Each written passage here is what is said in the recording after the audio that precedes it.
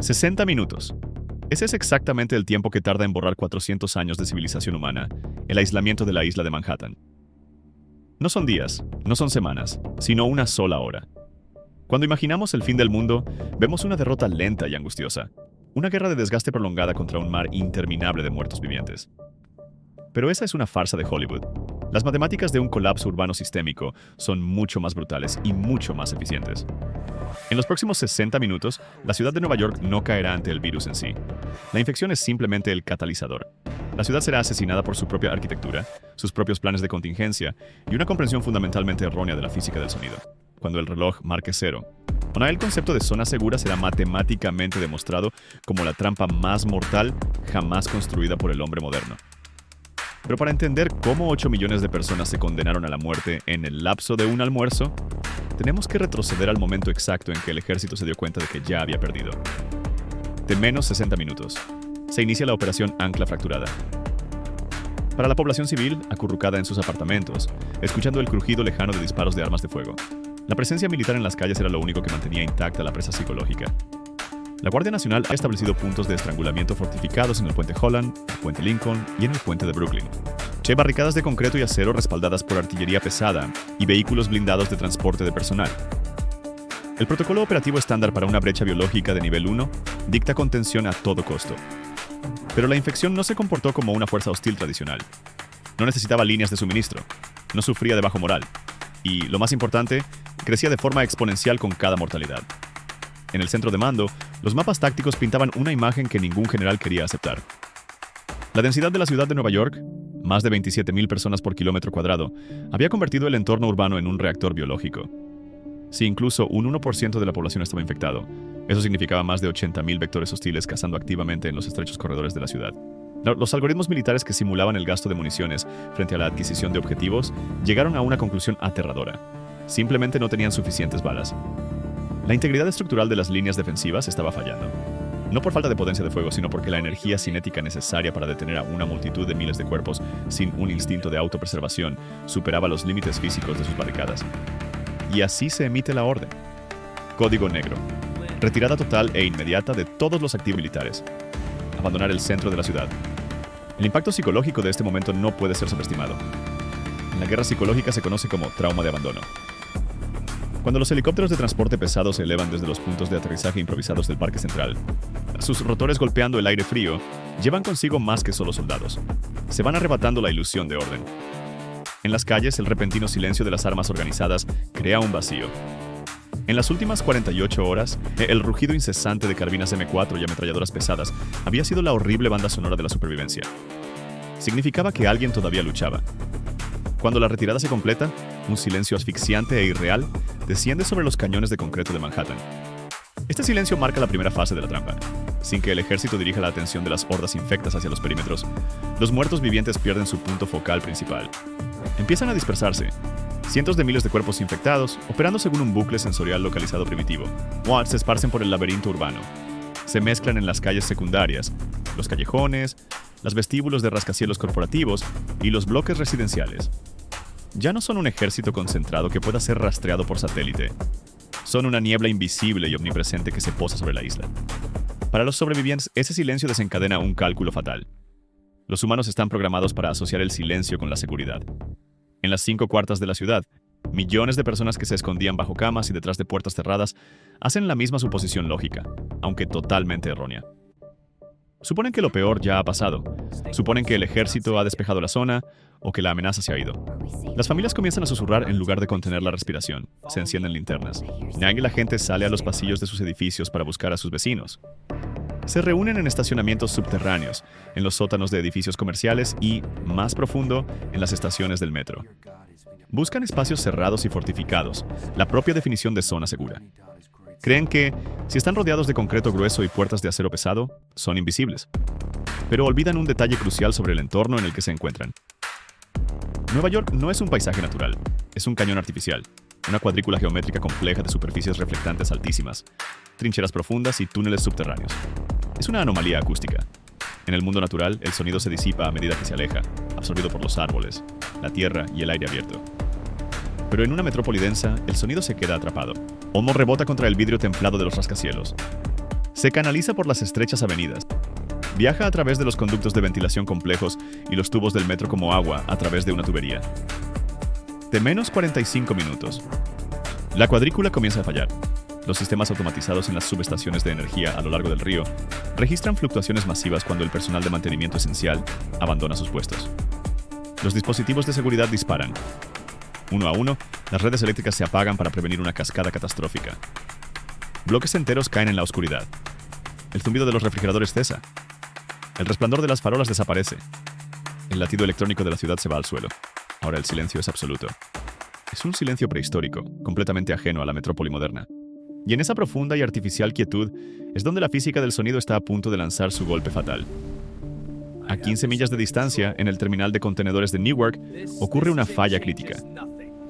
Una enorme instalación de almacenamiento de combustible, dejada desatendida y estructuralmente comprometida durante el caos inicial de la epidemia, alcanza su umbral de presión.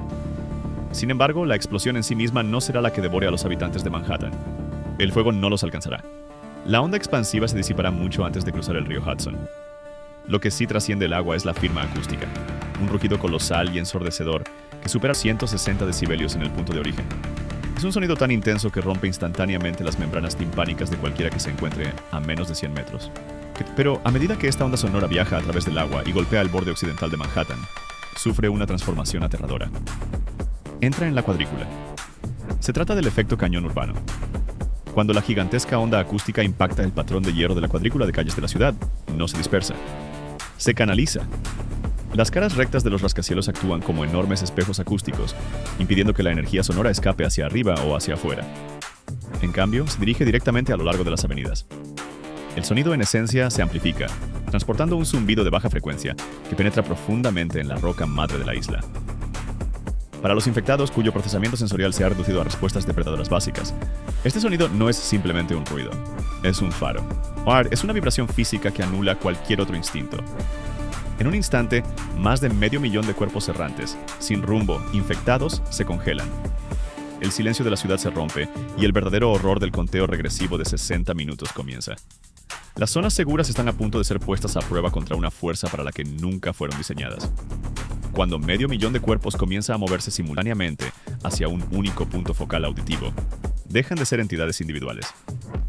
Experimentan una transición de fase aterradora. Para comprender lo que ocurrió en las calles de Manhattan en esos minutos críticos tras la explosión de Newark, debes dejar de ver a los infectados como personas y comenzar a analizarlos a través del lente de la dinámica de fluidos. Se convierten en una biomasa. Hay un río altamente viscoso e implacable de carne, hueso y tejido necrótico que fluye a través de las arterias de concreto de la ciudad. En la dinámica de multitudes humana normal, un entorno se vuelve letal cuando la densidad supera los 6 individuos por metro cuadrado. En ese punto, los individuos pierden la capacidad de controlar sus propios movimientos. La multitud se mueve como una sola masa fluida y la inmensa presión física causa asfixia y lesiones por aplastamiento. Eso es lo que sucede en las tragedias de estampidas en estadios. Pero los muertos vivientes no necesitan respirar. No sienten el dolor agonizante de un costado agrietado o un esternón comprimido, porque carecen del instinto de autopreservación que normalmente haría que una multitud se dispersara de manera natural. No, la densidad de una horda infectada puede superar fácilmente los 10 o 12 cuerpos por metro cuadrado. Cuando la ola sonora colosal generada por la explosión reverbera a lo largo de las avenidas, los infectados dispersos se agrupan. Se desbordan de los callejones, tropiezan con ventanas de escaparates destrozados y se canalizan hacia los principales bulevares. Broadway, la Quinta Avenida y el Bowery se transforman en rápidos furiosos de muertos vivientes. Examinemos la física que rige este desplazamiento. La horda sigue la ruta de menor resistencia, guiada por una reacción de mente de colmena local al estímulo acústico. Pero la ciudad de Nueva York no es un conducto vacío. Las calles están llenas de vehículos abandonados, barricadas militares y escombros. Cuando un fluido se encuentra con un obstáculo, la presión aumenta a medida que la línea frontal de la horda golpea una pila de taxis amarillos en la 42ª Avenida. No se detienen. Los cuerpos detrás de ellos siguen empujando hacia adelante con una fuerza mecánica sin mente. La presión física generada por decenas de miles de infectados que chocan contra un único punto es matemáticamente asombrosa. El hueso humano tiene una resistencia a la compresión de alrededor de 170 megapascales, pero la energía cinética colectiva de la horda actúa como una prensa hidráulica lenta. Los infectados en la parte delantera se hunden en el asfalto, convirtiendo sus cuerpos en una rampa grotesca para los miles que los siguen. Se arrastran sobre los coches, se desbordan por las barricadas militares y el flujo se vuelve imparable. Sin embargo, a medida que la horda avanza, ocurre algo más. La explosión que desencadenó su migración fue un evento momentáneo. La ola sonora se disipa y la ciudad regresa al silencio. Pero la horda ya está en movimiento. Y ahora, un nuevo estímulo sensorial toma el control. Debajo de la superficie de la ciudad, millones de supervivientes aterrorizados se agrupan en la oscuridad. Cuando el sistema eléctrico falló, los sistemas de ventilación del metro de Nueva York dejaron de bombear aire fresco a cientos de kilómetros de túneles subterráneos. El sistema de metro estaba diseñado para respirar artificialmente. Sin energía, depende de la ventilación pasiva. En las estaciones, el aire es denso. El calor corporal colectivo de miles de humanos, ansiosos y sudorosos, empaquetados en los andenes del metro, comienza a elevarse. El aire caliente es menos denso que el aire frío. Según las leyes de la termodinámica, este enorme volumen de aire caliente, húmedo y cargado con el olor del sudor humano, el miedo y el dióxido de carbono expulsado, solo tiene un camino: subir. Se eleva, se desplaza por los pasillos de escaleras, atraviesa las salidas de emergencia y sale por las rejillas de hierro pesadas incrustadas en las aceras de arriba. Este fenómeno se conoce en dinámica de incendios como el efecto chimenea, pero en este escenario no se está alimentando un fuego. Se está emitiendo un faro biológico directamente en el camino de la biomasa errante. La horda, que en la quietud posterior a la explosión se movía como un deriva, golpea estas corrientes térmicas ascendentes. Los receptores olfativos de los infectados, hipersensibles debido al rewire viral de sus sistemas nerviosos, no se fijan al olor concentrado de presas vivas. Las dinámicas de fluido de la horda cambian de inmediato. Ya no persiguen un eco. Han hallado la fuente. Imagínate como superviviente sentado en la oscuridad abismal del metro de Times Square, 42ª Street. Estás rodeado de cientos de personas. Todos ustedes están completamente en silencio, temblando hasta el punto de que temes susurrar. Crees haber hecho todo bien. Estás bajo tierra. Estás detrás de pesadas puertas de acero que la autoridad de tránsito cerró hace horas. Estás en una zona segura. Entonces, lo escuchas. No comienza como un rugido. Empezará con un extraño crujido húmedo que se filtra desde las escaleras. El sonido de miles de pies deslizándose sobre el concreto. Luego viene el gemido. Una vibración gutural colectiva que sientes en el pecho antes de oírla. Sobre el nivel del suelo, la presión de la horda busca una válvula de escape. Las entradas de metro abiertas se convierten en sumideros. Los infectados no bajan por las escaleras. Son empujados. El peso abrumador de la multitud que los sigue fuerza a las filas delanteras sobre el borde. Se caen por los escalones de concreto en una cascada de extremidades que se rompen y carne que se rasga. Los pasillos de las escaleras se llenan como desagües, absorbiendo agua de una inundación repentina. Las puertas de acordeón de acero en la base de las escaleras, diseñadas para mantener a los evadientes, se ven repentinamente sometidas a una carga imposible. Una puerta de seguridad comercial estándar puede soportar unas pocas miles de libras de presión estática, pero ahora enfrenta la presión dinámica de una columna vertical de miles de cuerpos impulsados por la gravedad y un hambre insaciable. El metal comienza a gemir. Los pernos anclados en las paredes de concreto centenarias empiezan a deslizarse. En el andén, la realización de lo que ocurre golpea a los supervivientes. El silencio se rompe. Los gritos irrumpen. El pánico desencadena un segundo aplastamiento. Esta vez entre los vivos. La gente se precipita más profundo en los túneles, saltando ciegamente desde los andenes hacia la tercera riel electrificada. Olvidando, en su terror, que la red eléctrica está muerta, corren hacia la oscuridad subterránea, atrapándose efectivamente en los intestinos de concreto de la ciudad. Cuando las puertas de acero en las entradas de la estación finalmente se doblan, no solo se rompen, más se explotan hacia adentro bajo la presión. La biomasa de los infectados se desparrama sobre los andenes. No hay retirada táctica. No hay resistencia. El volumen abrumador de muertos vivientes abruma instantáneamente el espacio. La estación de metro, el búnker urbano definitivo, se ha transformado en una tumba sellada. Y esto no ocurre solo en Times Square. Debido a las corrientes térmicas que escapan de cada estación en toda la isla, esta escena horrenda se replica simultáneamente en Penn Station, Grand Central, Union Square y en las 472 estaciones de la red. Las zonas seguras subterráneas no solo fallaron, su propio diseño atrajo activamente el apocalipsis sobre las cabezas de los supervivientes. Mientras las arterias subterráneas de Nueva York se convierten rápidamente en fosas comunes, un colapso psicológico completamente diferente, pero igualmente fatal, está ocurriendo a cientos de pies en el aire. Bajo las calles, la presión física de la horda es el asesino principal. Pero para los millones de habitantes atrapados en los imponentes rascacielos residenciales de Manhattan, el verdugo es invisible, la súbita y aterradora ausencia de información. De menos 30 minutos, la red celular colapsa.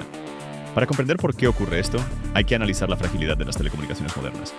En una crisis típica, un huracán o un ataque terrorista localizado, las torres de telefonía celular se saturan de tráfico cuando todos intentan llamar a sus seres queridos al mismo instante. La red se reduce en velocidad, las llamadas caen, pero la infraestructura permanece intacta. En cambio, hubo un colapso biológico de magnitud funciona de manera diferente. Cuando la red eléctrica principal falló hace 15 minutos, las torres de celular distribuidas en los tejados de la ciudad cambiaron a sus generadores diésel de emergencia. Estos generadores están diseñados para suministrar servicio ininterrumpido hasta 72 horas. Sin embargo, requieren aperturas digitales de los centros de conmutación centrales para enrutar el enorme flujo de datos. Cuando el ejército abandonó la ciudad, no solo se llevaron soldados, se llevaron también a los ingenieros. Los centros de conmutación, ahora completamente desatendidos y sobrepasados por los infectados errantes, sufren fallos catastróficos de hardware. La columna vertebral digital se rompe. En toda la isla, millones de pantallas luminosas de smartphones muestran las mismas dos palabras: sin servicio. Este es el apagón de señal. Y en el siglo XXI, el corte del cordón umbilical digital desencadena un trauma psicológico profundo. Los seres humanos en la era moderna externalizan su conciencia situacional a Internet. Dependemos de las notificaciones push para saber si está lloviendo, si hay tráfico o si estamos en peligro. Cuando esa pantalla se vuelve negra, el cerebro humano se ve obligado de repente a procesar un escenario de supervivencia de alto riesgo sin ninguna entrada externa. Se crea una condición aterradora conocida en psicología de crisis como colapso de la construcción de sentido. Sin que las autoridades difundan instrucciones, sin la reconfortante corriente de un feed de noticias, aquel vacío de información se llena instantáneamente de paranoia. Estás sentado en el piso 40 de un rascacielos de lujo. Has cerrado tu puerta de acero reforzado. Teóricamente, estás perfectamente protegido frente a la amenaza biológica, mientras deambulas ciegamente por las calles de abajo. Pero tú no lo sabes. No sabes si el virus es aéreo. No sabes si el ejército va a volver. Ni siquiera sabes si las personas en el apartamento contiguo están infectadas. Esta paranoia se ve agravada por la brutal física de un edificio alto sin energía. Los rascacielos modernos son maravillas de la ingeniería, pero dependen completamente de la electricidad para seguir siendo habitables. Sin energía, los ascensores se convierten en cajas metálicas muertas, colgando en túneles oscuros. Estás atrapado. Para escapar, tendrías que bajar 40 andenes de escalera en completa oscuridad. Un viaje físicamente agotador que conduce directamente a la boca de la horda. Pero quedarse donde estás también tiene su propio reloj que tic-taca. El suministro de agua de la ciudad depende de bombas eléctricas para vencer la gravedad. Sin esas bombas, la presión del agua falla inmediatamente para cualquier habitante que esté por encima del 6º piso. En cuestión de minutos, la zona de seguridad suprema, que antes era un lujo, se convierte en una prisión vertical sin agua corriente, sin climatización y sin posibilidad de pedir ayuda. Los zombies no están subiendo las escaleras. No tienen la coordinación necesaria para maniobrar 40 andenes de salidas de emergencia en completa oscuridad. Tampoco lo necesitan. El verdadero horror de la zona de seguridad en los rascacielos es lo que ocurre entre los vivos. Cuando los recursos se perciben repentinamente como finitos, el contrato social se disuelve con velocidad aterradora. El hombre que vive en el apartamento 40A sabe que solo tiene 2 botellas de agua en su refrigerador. Conoce que la familia en 40B acaba de comprar una semana entera de provisiones antes del confinamiento. Sin la presencia estabilizadora de la ley y envuelto en la absoluta oscuridad de un fallo de la red, el cálculo moral cambia. El vecino con quien intercambió saludos en el ascensor ayer se convierte ahora en una amenaza estadística para tu supervivencia. Los primeros actos de violencia en los rascacielos rara vez son cometidos por los infectados. Los cometen seres humanos aterrorizados y desesperados que actúan bajo la lógica preventiva de una paranoia extrema. Se pisan puertas, se sacan armas improvisadas. El ruido ambiental de la ciudad, las sirenas lejanas, el tráfico se reemplaza por los sonidos amortiguados de gritos y cristales estrellados que resonan por el delgado tabique de los superiores. Este conflicto interno crea una cascada mortal. La integridad estructural de la zona segura se compromete desde dentro. Puertas de fuego quedan apoyadas abiertas en el caos. Barricadas de las escaleras son desmontadas por personas que intentan saquear los pisos inferiores. Los residentes están destruyendo activamente las mismas defensas que mantenían a raya la amenaza biológica. Se están desangrando en sus lujosas salas de estar, luchando por latas de comida, o completamente ajenos a la enorme anomalía acústica que acaba de atraer a 500,000 de infectados a su puerta. Pero la tragedia de la prisión vertical está a punto de intersectarse con el horror de las calles. Mientras los humanos se desgarran en el cielo, una falla mecánica ocurre profundamente en los cimientos subterráneos de los edificios. Una falla que ofrecerá a la horda exactamente lo que necesita para cruzar la brecha. Mientras los sobrevivientes se destruyen entre sí en el cielo, la verdadera arquitectura de su condena se desbloquea en la planta baja. Y lo que ocurrirá cuando esa barrera finalmente caiga, cambiará para siempre el destino de quienes todavía creen estar a salvo en las alturas. Si quieres descubrir cómo la Horda logra penetrar en los rascacielos y convertir el corazón de la ciudad en una trampa mortal, asegúrate de suscribirte al canal y darle like a este video. En la segunda parte veremos cómo los vestíbulos de vidrio de Manhattan se convierten en el punto exacto donde comienza el verdadero colapso.